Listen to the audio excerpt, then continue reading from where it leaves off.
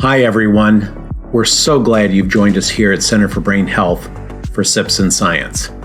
Let's get started with a brief video underscoring the importance of brain health for you and for society.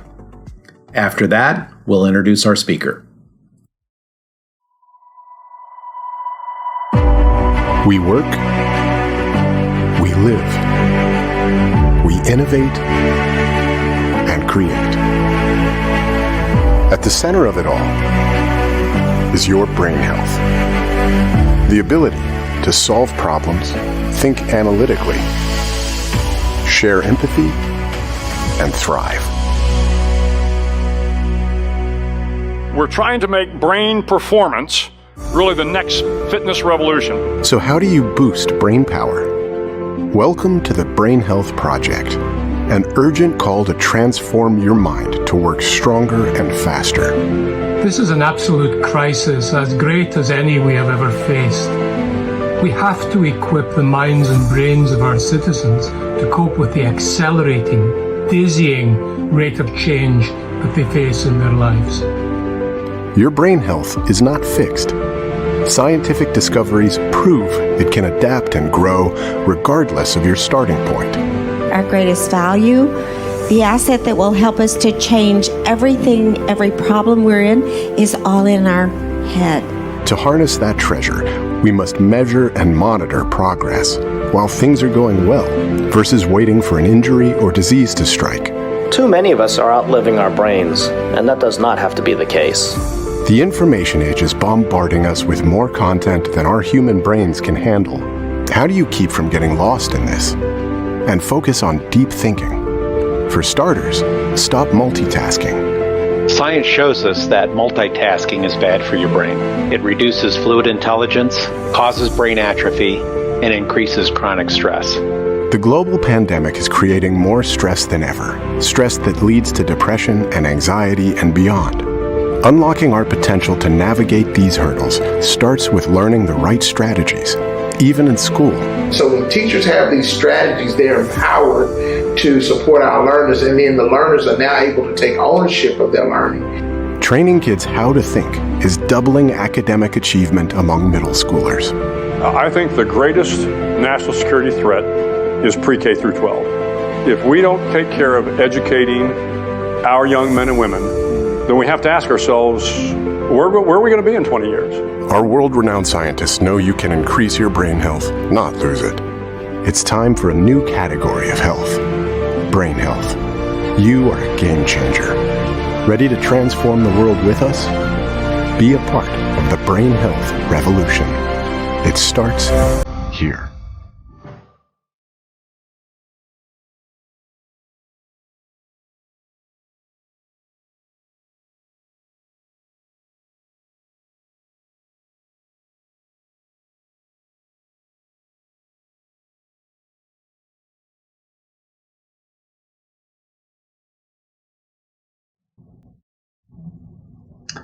Welcome, everybody, to the last Sips in Science here at the Center for Brain Health, part of the University of Texas at Dallas. I'm Stephen White. I'm the Chief Operating Officer here. And first and foremost, I want to thank Bank of Texas for sponsoring tonight's lecture. We are a not-for-profit, as you know, and without support from groups like Bank of Texas, we would not be able to put on these kinds of programs, and frankly, wouldn't be able to do almost most of what we do. So thank you to Bank of Texas. They've been a great partner and continue to be, so shout out to them. Thank you to the Bank of Texas. Another thing I want to mention tonight is Jen Zients is going to introduce Dr. Robertson, who's our speaker tonight. But one of the take-homes from today is I want people to think about what the message Ian is going to deliver. And we talk about being the architect of your own brain. And the whole thing we're trying to do here is not only discover new techniques, new strategies that unlock your potential to improve your brain health and performance, but really translate that into something usable. And that's what you're going to hear tonight. Over 40 years ago, I gave up on my career to be an architect. I thought it was too long to go to school for 5 years. It shows you I wasn't thinking clearly at the time. but now I get to be an architect. I just happen to be an architect of my brain. So welcome tonight. Thank you for coming. And have Jennifer Zients introduce Dr. Robertson. Thank you. Thanks, Steve, and welcome everybody. We're so excited to have everyone here tonight, and I am especially excited to have Dr. Ian Robertson talking tonight, especially about confidence. So for all of you that are watching and participating, I want you to have your phones at the ready.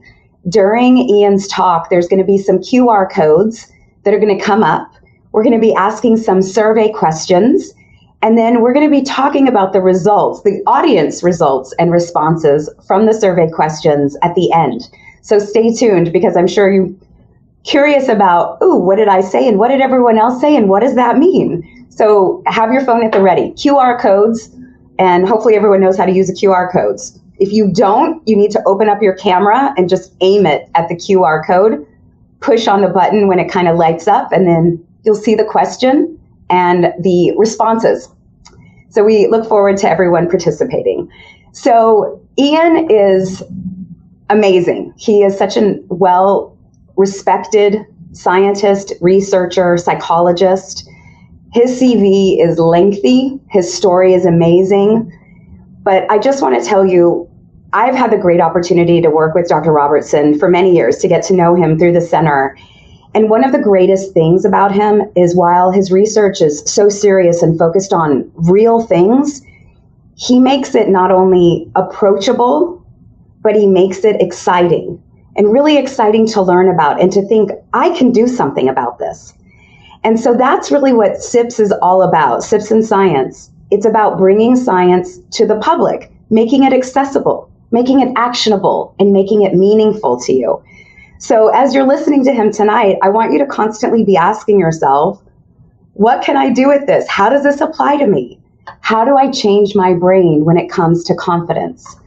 So I could read you his CV, but I think some of the big highlights is that he is the T. Boone Pickens Distinguished Chair at the Center for Brain Health at the University of Texas at Dallas. He is the co-leader of the BrainHealth Project. He is also the co-director of the Global Brain Health Institute and emeritus professor at Trinity College in Dublin. So without further ado, Ian, I invite you to come on stage, virtual stage, and I cannot wait to hear everything you're going to talk about tonight. Thank you, Jennifer. And boy, I wish I was in Dallas with you here tonight. But I just say to you and Sandy Chapman and Steve, my dear colleagues in Dallas, what an amazing journey it's been. What a fantastic organization the Center for Brain Health is, and the Brain Performance Institute, and the Brain Health Project. And I just would urge everyone listening in to log on to the Brain Health Project and do your Brain Health Index and get involved in what's a remarkable endeavor. So I'm really thrilled, to be. It's great to work with you, Jennifer, and I'll be over soon to, COVID permitting, I'll be over soon to work with you again. So I'm going to talk about, and I'm going to be talking about confidence. My slides will come up in a moment. I'm going to talk about confidence. And I'm talking about the confident brain. I'm going to unpack what confidence is and what it does. But if I can just start off by saying the ultimate source of confidence is our brain. But we have to be confident about our ability to harness our brain's health, to harness the brain's functions, to improve them.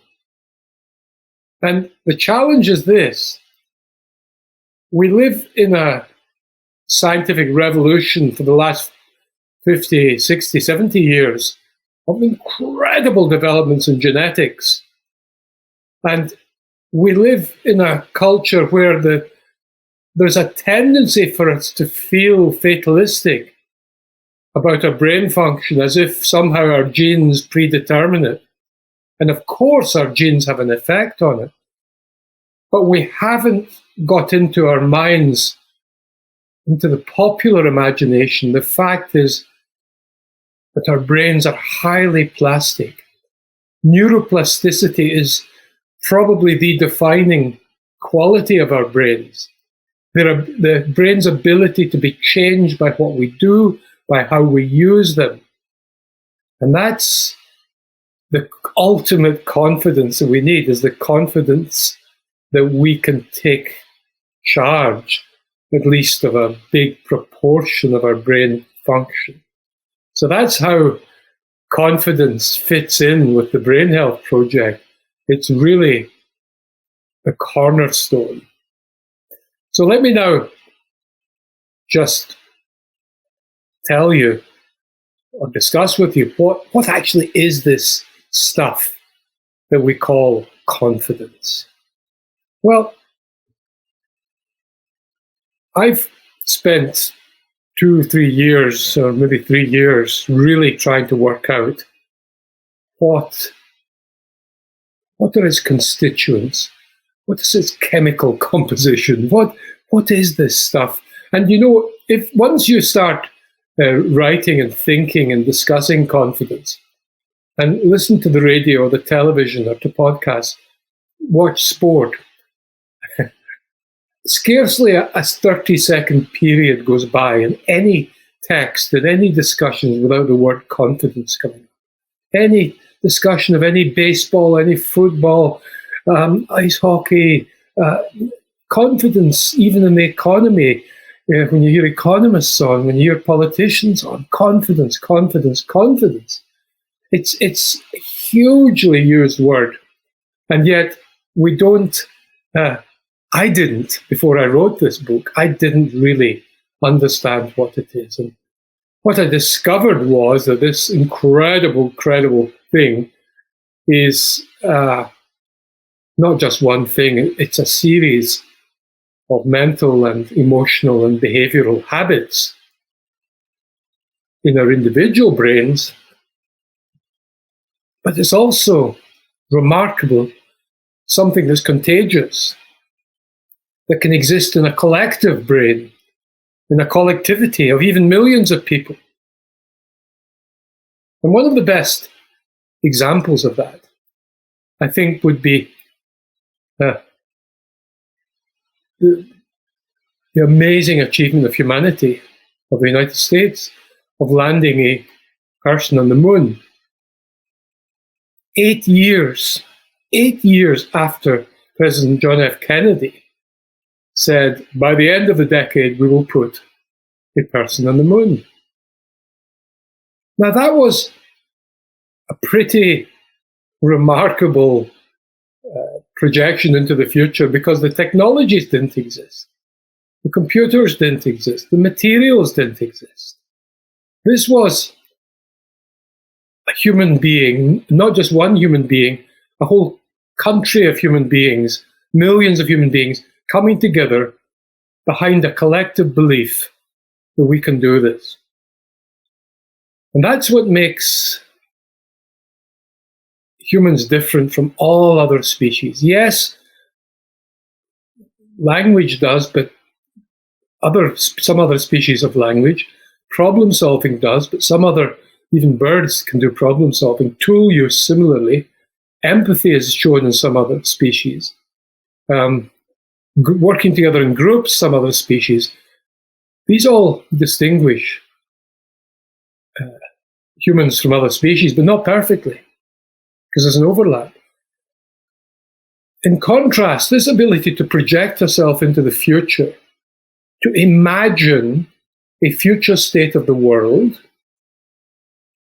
including the internal world, because we're talking about inside our own heads here as well, to imagine a future state that does not yet exist, and then to work towards creating that, is, I believe, not only the defining quality of the human mind and brain, but it's the source and the basis of all of our achievements of civilization, including, for instance, the mere fact that I can be here with my dear colleagues in Dallas, about 5,000 miles away, colleague Sandy Chapman, the leader of the BrainHealth Project, and my other colleagues, Jeff Ling and Tom Leppard, that we have imagined a future state of the world where the world sees brain health as a value that they're going to work towards, we are going to work towards, to improving and enhancing. And if we do that, we improve everything. We improve our physical health, we improve our emotional health, we improve our ability to innovate, to work together, and we improve our well-being. Now, confidence is not optimism. It overlaps with optimism. Self-esteem is a poor predictor of people's ability to achieve educational goals and to progress, including career goals. Confidence is the critical element.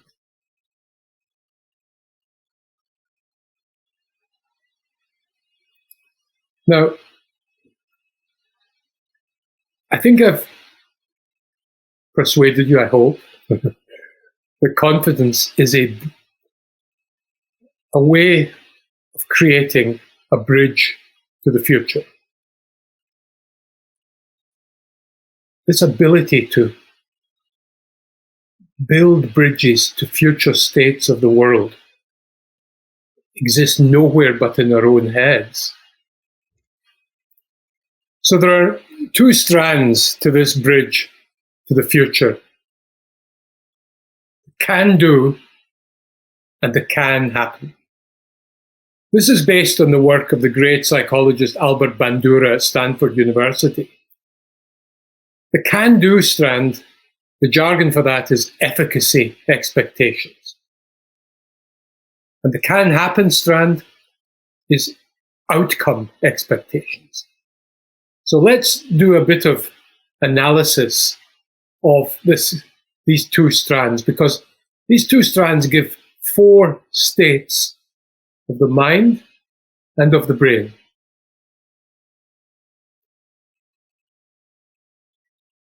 The first strand, the first state of the brain, is where you don't believe you can do it, and anyway, even if you could do it, then the good outcome you hope for is unlikely to happen. You know, I don't believe it's possible to improve my brain health. But you know, even if I did, I don't think it's going to produce any benefits for me. Or, you know, I don't believe I can start taking more exercise. And anyway, you know, I don't believe even if I did that I would lose weight. So that state of can't do, can't happen. Then there's a second state. You know, I can improve my brain health by joining the BrainHealth Project, for example. I don't believe that really can produce any wider improvements in my life, in my performance. Or, you know I could get that college degree. But from where I come from, you know, that's not going to have any effect on my finances or my job prospects. And then we have the opposite to that. So I believe it can happen, but I don't think I can do it. And then the fourth state is where the two strands of the bridge are both there. I can do it, and it can happen. I can improve my brain health, and if I do, I'm going to get a whole series of benefits from that. And society is as well. Now, what happens in the mind and brain in these four states? Well, The first one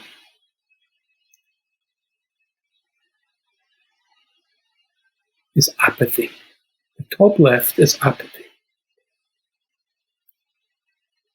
The top right leads to anger, frustration. The bottom left to anxiety. The bottom right to this incredible state of activation. That is an incredible output of confidence. But it's not just the mind, it's not just psychological states, it's also brain states that are influenced by this. The state of apathy, of not believing you can do something, and not believing that a good outcome would follow even if you could, that's actually, you can image that in the brain using positron emission tomography scanning. You can visualize the amount of dopamine receptors in the reward network of the brain, deep in the brainstem nuclei.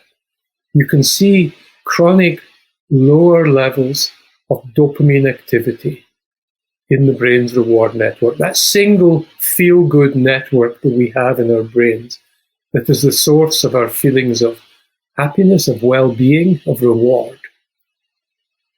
And so people who are in a state of apathy like this, because of, say, fatalism, because of a lack of faith that the action they would, even if they took the action, it wouldn't produce the benefits, that actually has fundamental neurochemical effects on their brains. And the effects include lower mood, lower motivation, and higher anxiety.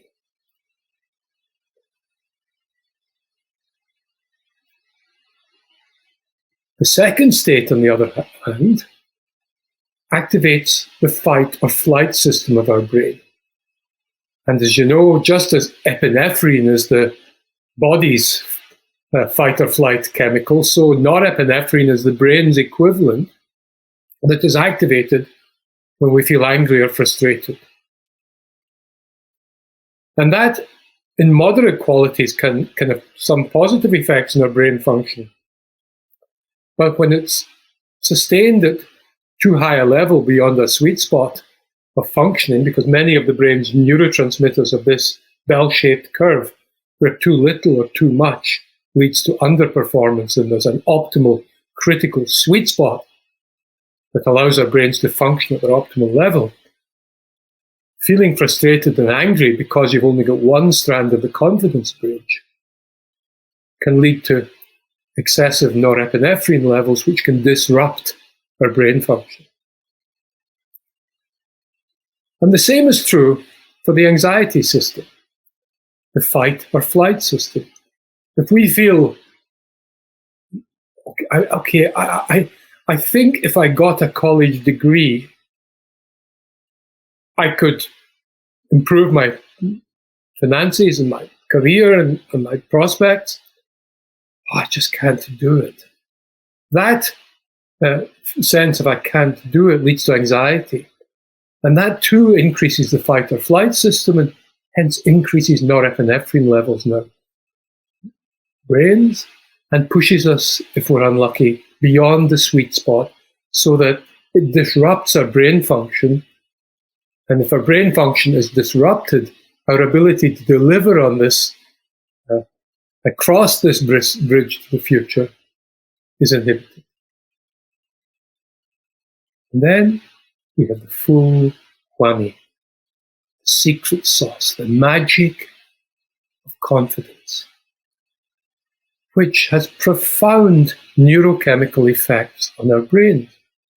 I'm going to explain a little bit precisely how, but fundamental to this is the increase in activity in the brain's reward network, and that has downstream effects on the frontal lobes of our brains, which are critical to our problem solving, our ability to keep our attention from wandering to distressing thoughts and memories, our ability to control our emotions, in other words. This increased dopamine activity in our brain's reward network that comes from can do and can happen lifts our mood, increases our motivation, decreases our anxiety, and above all, makes us take action. And if we take action, we're more likely to encounter success.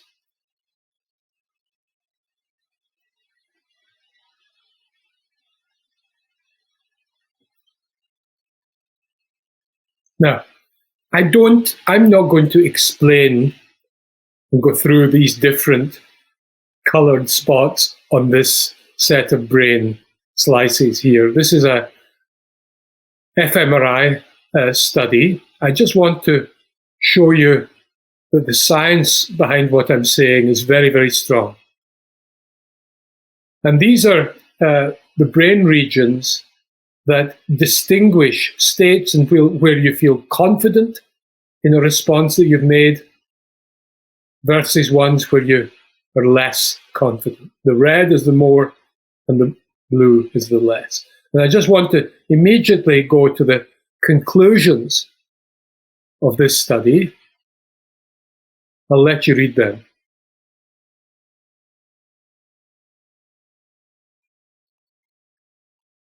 Emotion lifting, motivating state is what confidence is.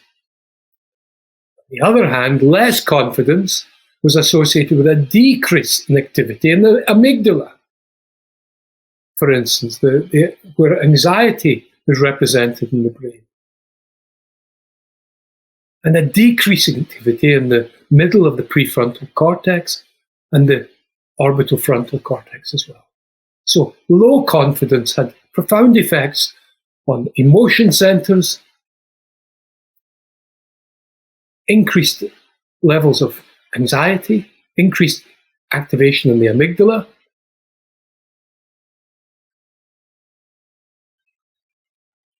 and also areas of frontal lobes to do with self-reflection. Okay, why don't you just take that little quiz using the QR code?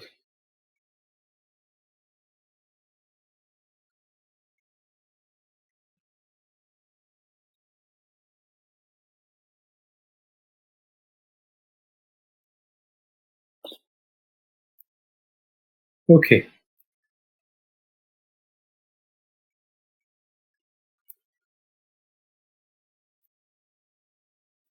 So, confidence affects every cell in our body, every neuron in our brains.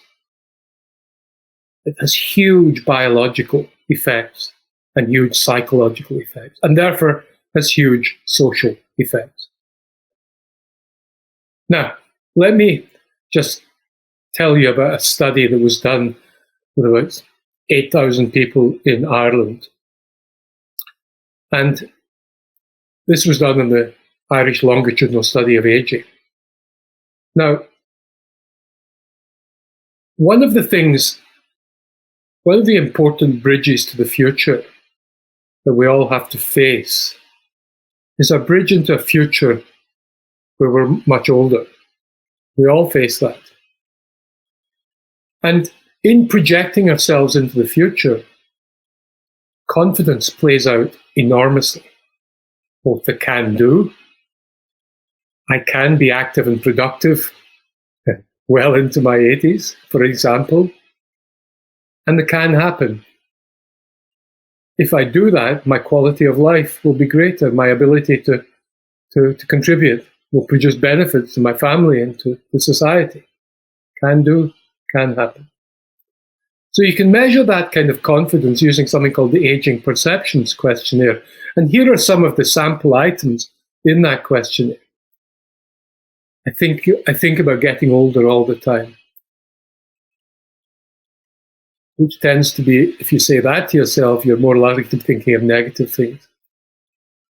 As I get older, I get wiser. There's a positive expectation. Okay?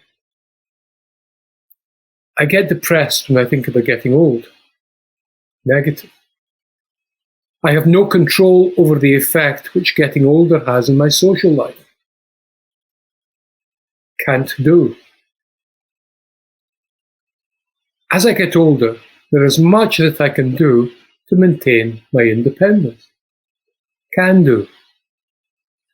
So these are, many studies, including the one I'm talking about, where you can measure essentially people's confidence about their aging. And when you do, you get remarkable findings. So, for instance, in this study of a group of people whose average age was in their mid-60s, and it ranged from 50 to 90, they measured at time 1 their speed of walking on something called the timed up and go task. It's a very, very simple measure, a very, very powerful predictor of all sorts of things, including your longevity and your health over time. And also the cognitive tests, simple 10-word list learning, and the measure of executive function, the frontal lobes of our brain, of verbal fluency. And what this study showed was, for the physical function, that the more you agreed with negative, the more you were subscribed to negative beliefs about aging, the less your confidence was in being able to have a positive set of outcomes as you get older, the slower your walking became over the next 2 years. Now, this isn't a group of people who are essentially healthy and fit. There was people with dementia were excluded from this. So we're talking about an average group of older people in their mid-60s, which is still young in modern terms. So here we have a rather sobering effect of negative expectations, of low confidence in actual performance over quite a short 2-year period in a person's lifespan, where you begin to see the tangible effects of low confidence on not physical function and on cognitive function. And so it's a very good bet that actually the confidence is having a causal relationship here.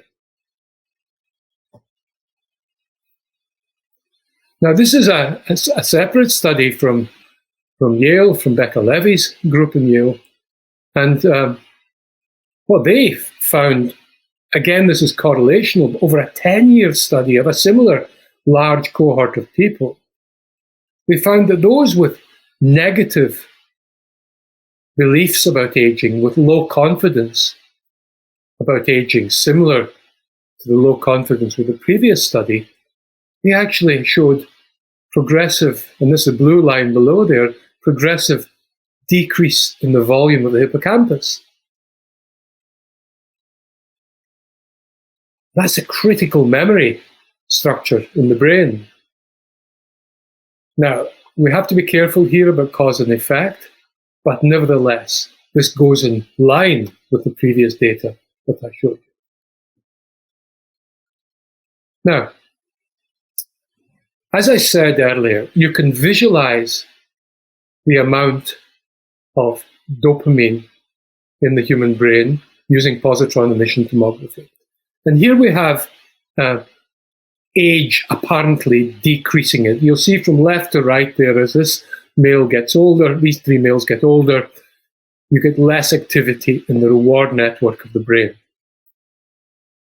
And you might think, well, that's just the biology of aging. That's happening in the body as well. When you project yourself forward into a future state,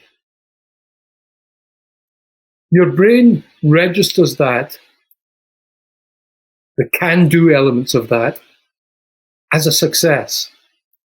And when our brain experiences a success, it responds with that good feeling we get. And that good feeling we get is reflected, depends on this activity in the dopamine network. So if we confidently predict we can do something, our brains actually produces the state as if we had done it. And then that makes us more likely to take action because we're more motivated, our mood is higher, and our anxiety is lower, and therefore we're more likely to actually achieve the thing that we say we can do. Because also our brain has been improved through, for instance, the dopamine's effects on the frontal lobes and the norepinephrine levels being nearer the sweet spot in the ways I described earlier. So we're more likely to actually do the thing that we believe we can do, and our brain gets the double whammy. First, when we predict we can do it, and secondly, when we actually do it. And if you look at people of quite advanced ages in the world who are still incredibly active and engaged and valued, the David Attenboroughs in the world, for instance, in their 90s, many other examples of people still working, their brains, I predict, would look much more like the young brains here because of the constant activation of the reward network that comes from their confidence in being able to do stuff. And you can see it in not just in age, but in where you see yourself, where you see your social rank. People can very readily put themselves onto a ladder of the social status. And the more this is Martinez's work in Columbia University in New York, the higher you perceive your social status to be, the higher the levels of this critical neurotransmitter in your brain reward network are. Now, the good news here is this is not an inevitable effect of your social status, because if you believe you have control over your world, confidence, in other words, this relationship is hugely weakened.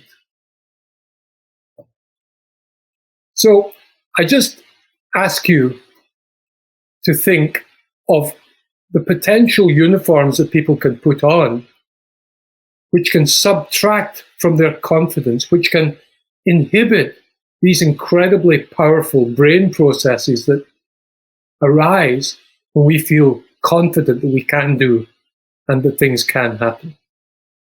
Age is one of them, race is another, sex is another.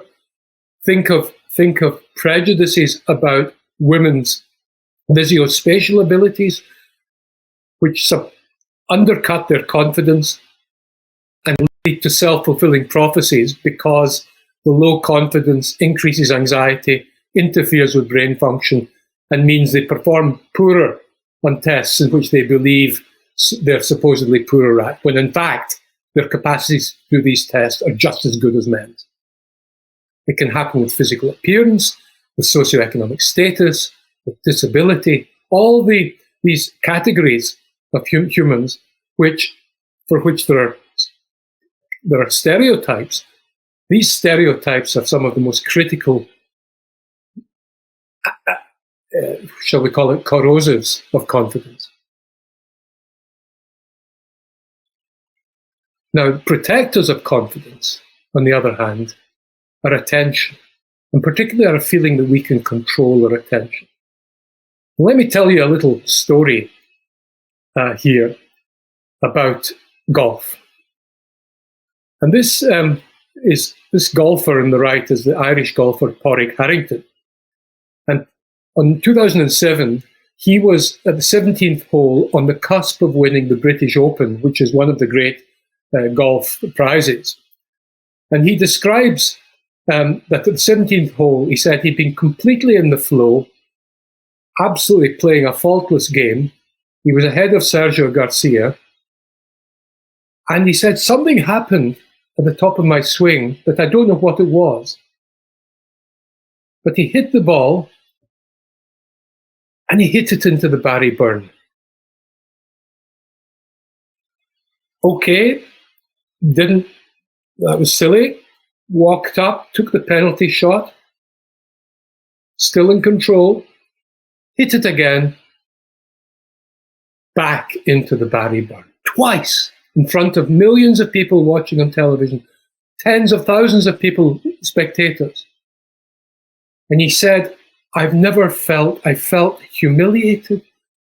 My world collapsed inside. All the images, the thoughts of winning that trophy crumbled before my eyes. And I just thought, that's it, I'm finished. I've humiliated myself in front of millions of people. Now, look at his face as he walked up. This is him walking up to take the next penalty shot. And that's his caddy, Ronan Flood, beside him, who's also his brother-in-law. And notice the tense expression on Harrington's face, and his right hand is slightly clasped, because he said what Ronan Flood was saying to him made him want to hit him. And he said if he'd been holding his golf club, he would have hit him, but Ronan Flood had his golf club, so he didn't hit him. But what Ronan Flood was saying to him was this: you are the best chipper and putter in the world. You are the best chipper and putter in the world. You are the best chipper and putter in the world. On and on, until he was driving Harrington mad. It was almost hypnotic. But then he came to the ball, handed him his club, chipped it beautifully onto the green, putted it into the hole, and did it. He passed Sergio Garcia on the way to the 18th hole. He gave him a big grin because Sergio Garcia could see now he was going to be the winner of the Open. But no, he played the 18th hole very well also, and tied with Garcia. So they had a playoff, and Harrington won. Huge celebrations. Back to the clubhouse, and Flood and Harrington didn't see each other for hours. Only later that evening, into the limo to go back to the hotel, into the car, Harrington turned to Flood and said, you know, you saved my bacon out there. After I hit these 2 balls into the river, I thought I was finished. I didn't think I had a chance. And he noticed that Flood was laughing. He said, why are you laughing?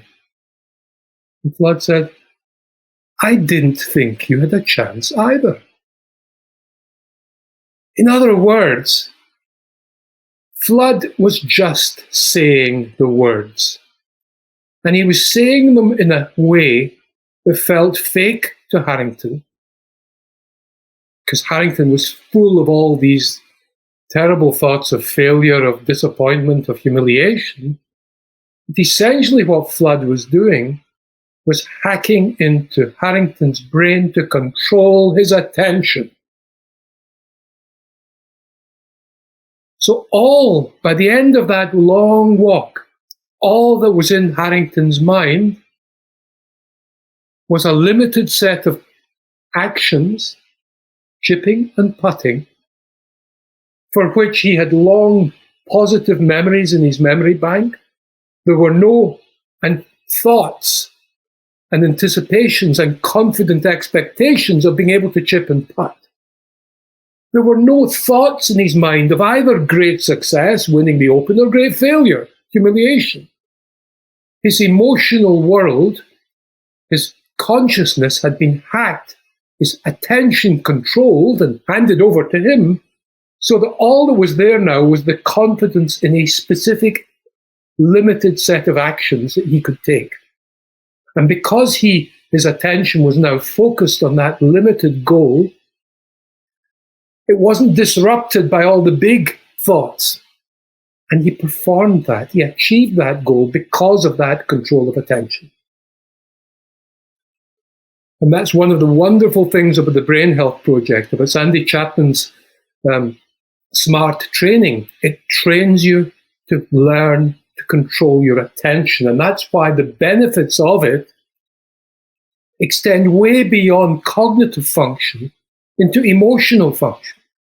Because if you can control your attention, you can control your behavior, you can control your well-being, you can control your emotional state.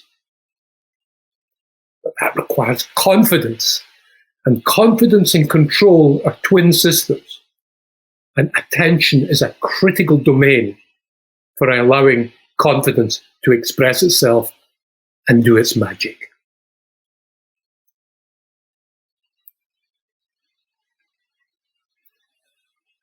So, control of attention. So I'll let you just take that little quiz.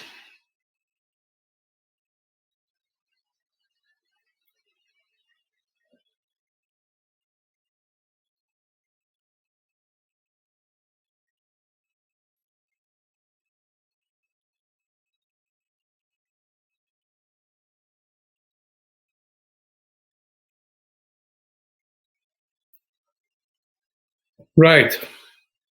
There is the virtuous cycle of confidence.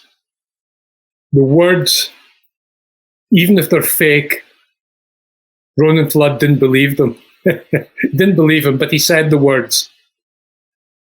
To control the attention, to define the goal, to make it more likely to achieve the success, which will then increase your confidence, which allows you to say the words. The external behaviors you say to yourself are a critical part of this set of habits, of learnable habits, which confidence is. Now, another critical protector of confidence is the self-affirmation of values. A lot of us spend a lot of our time trying to protect our sense of self-worth, protect our egos from humiliation. One of the greatest sources of stress is the negative evaluation of other people. But there's a wonderful set of studies showing that if you ask people to think carefully about what their core values are, what makes them who they are, what are the ground rules for you? Is it your integrity? Is it your loyalty? Is it your religious beliefs? Is it your sense of purpose or mission in life? Is it your relationships with other people? To the extent that you bring these to mind, and maybe even write a little mini essay just about what your values are, why you have them, and what they mean to you, that creates a state of the brain which is one of the great protectors of the feeling of humiliation, of attributing negative beliefs to other people about you. And that, therefore, is an amazing way of protecting your confidence by rooting yourself in your values. And you can actually see this in when you get people to do what this is called self-affirmation, that in all sorts of situations, getting people to affirm their values like this also ramps down, decreases activity in the brain's emotional circuits in the amygdala, for instance, increases self-reflection in the middle of the frontal lobes, and makes people more likely, for instance, to respond constructively to a negative health message. So, because if you get a health message, say, look, you're very overweight, if you really have to do something about this, or there will be a whole lot of poor health consequences for you. A lot of people who are overweight, when they hear that, their brain closes down because it's too threatening a message, and there's a denial comes in. But if you get people to self-affirm before they hear that message, they're much more likely to take it in and to take action. So self-affirmation really is a critical cornerstone of confidence. It's a bedrock of values. So I'll get you to do this quiz as well.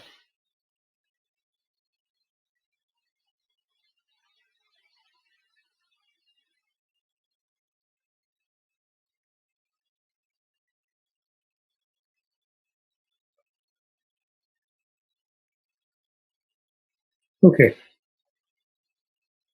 Because the final protector of confidence, and I've only been able to give you a small selection of all the various things that build or corrode confidence, but our social network is incredibly important for protecting of confidence. And I showed you earlier the relationship between the dopamine receptors in the brain's reward network and your perceived social status.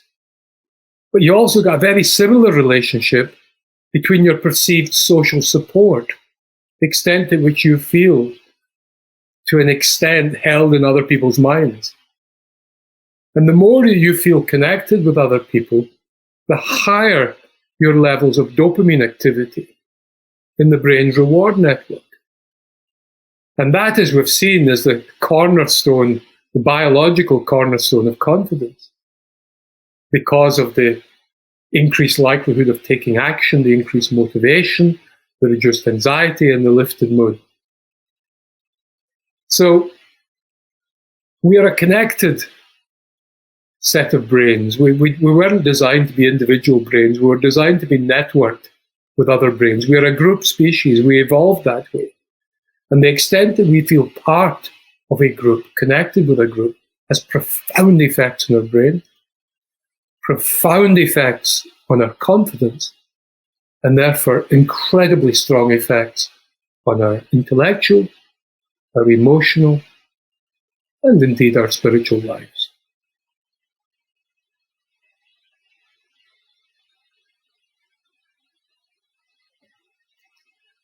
So I hope I've given you a flavor of this amazing, amazing state of the brain, state of the mind that we can have individually and collectively, which is probably the most valuable asset that anyone, that any group can have. There's many, many more aspects to this that I do cover in my book. But I just say thank you so much for listening. And it's been a pleasure talking to you this evening.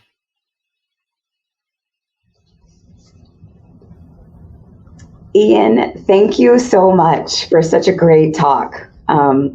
It's so applicable across so many things. And I got to ask you, when you brought up the whole example of Harrington, the golfer, yes. We have heard so much over the years about the yips, right? These like sports yips.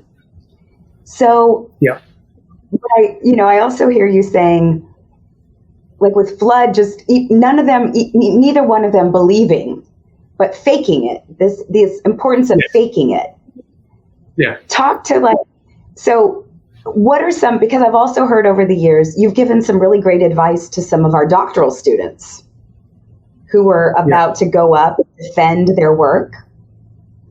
So what is all of that? It's like fake it till you make it.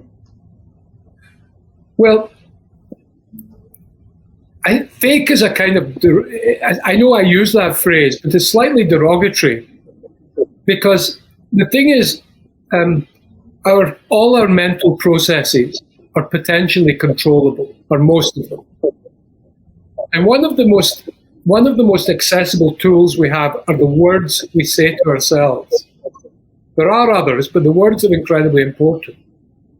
And if we manage to link words to certain behaviors or states of our minds, they become associatively linked, so that one will trigger the other. But we have to build that association first before they can trigger each other.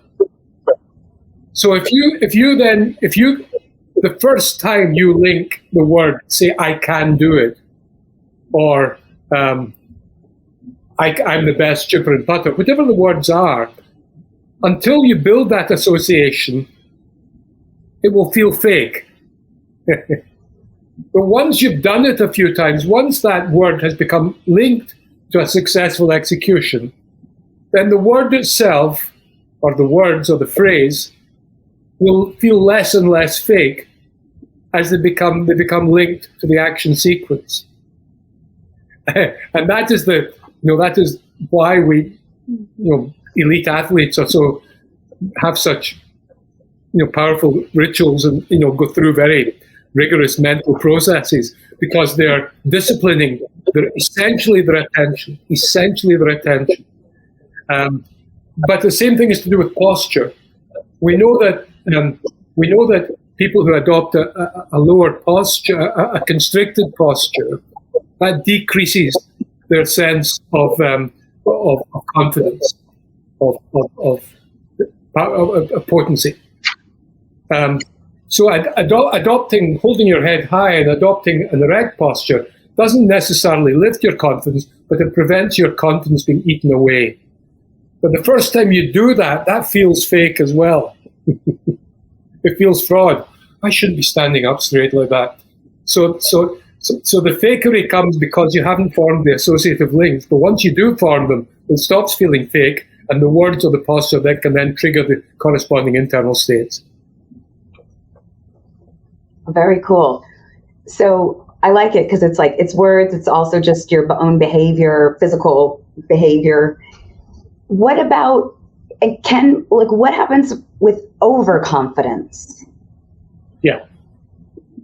So I mentioned earlier that many of the brain's chemical messengers, neurotransmitters, have this bell-shaped curve where too little or too much can impair function. That happens with norepinephrine, but it also happens with dopamine. And the corresponding state to the yips is choking.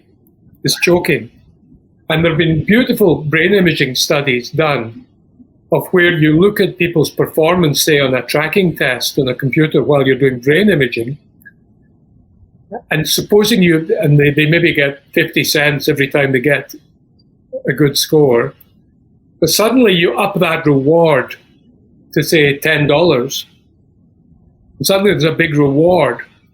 You see corresponding increases in the dopamine activity in the reward network, anticipating this reward, but it's too much. And it pushes them over the right side of the curve, and there's an excess of dopamine that impairs their performance, and they're less likely to score well. So overconfidence is a state. That's only one element. It's not just all about dopamine. It's also about neglecting certain actions and neglecting, taking action to avoid certain risks. But you can kind of engorge the brain with too much dopamine because of your overconfident state, because confidence is such a powerful drug for the brain. You can produce too much of that drug, and you say the wrong thing, you do the wrong thing, you take risks that are unnecessary. And we've all seen examples of that in both the political and the business world and sporting world as well. Yeah. Okay, so let's hit a little bit on these questions, these survey questions that we had, that you had in your talk. So, confidence is just the belief that things will turn out okay. How do most people respond to that without knowing anything about confidence?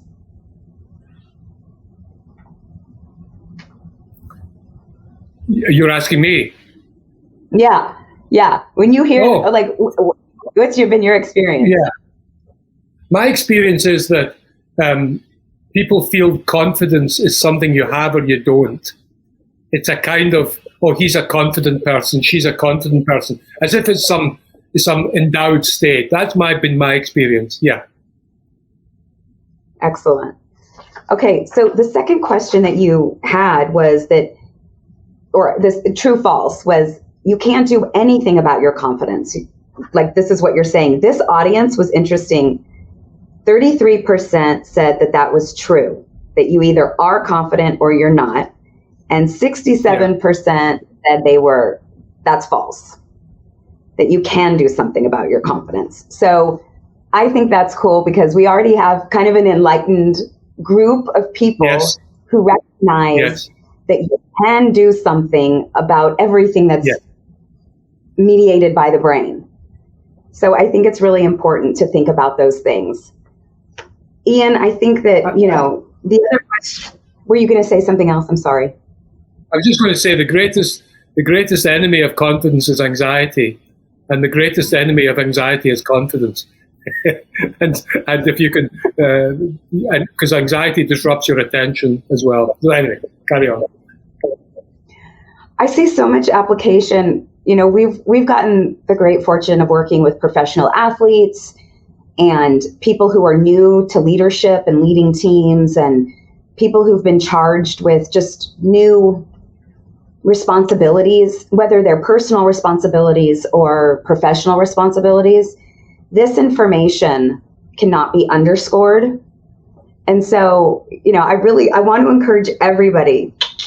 We put up the QR code, but How Confidence Works, Ian's book, I think is a fantastic read. And again, Ian, thank you so much for talking about this, for showing the science behind these things, also for tolerating some of the tech stuff that is happening, and making it like accessible for everybody to really think about it. And I'm inspired. You know, I think that when you just think about so much of this, like there's a lot of personal application. So I'm going to let Steve come in. Yeah. Yeah, Ian. So not surprisingly, every time I talk to you, I learn something. So thank you for spending such a late night with all of us, Ian. And I want the audience to think about, and it was a perfect, because I make these notes just like I did when I was a lawyer. I think if I listened to all the evidence during trial and make my notes. So Ian, you were presenting all of the evidence. The next time you hear a loved one or a friend say, you know, I can't do it, I'm not confident enough, Ian's point is so well taken. You are the architect of your own brain. Ian showed you how to be an architect for better confidence. There's so many other things you can do with the brain with intent and a little practice. I'm going to bring another golf analogy. Gary Player, once interviewed, said, the more I practice, the luckier I get. That's kind of a backhanded way to say you develop confidence, right? By developing that routine and practicing exactly what you said, Ian, right? Practice that kind of, I'm going to make this shot. Ultimately, yeah, he's called it luck, but of course we know it's skill in developing that confident attitude.